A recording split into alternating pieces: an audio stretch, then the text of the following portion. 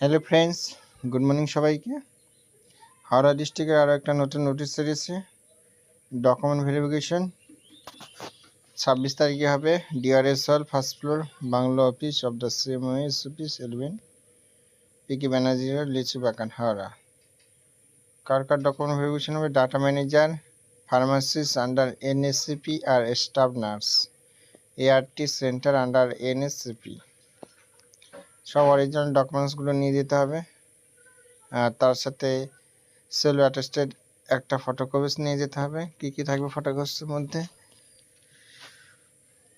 application ফরম্যাটটা থাকবে, identity proof, address proof, proof of address, মাধ্যমিকে admit card, all মার্কশিটগুলো থাকবে, registration certificate, এনএমজিএন বা বিএসসির তোমার সার্টিফিকেটটা, এক্সপিরিয়েন্স সার্টিফিকেট থাকলে নিয়ে যাবে, কাস্ট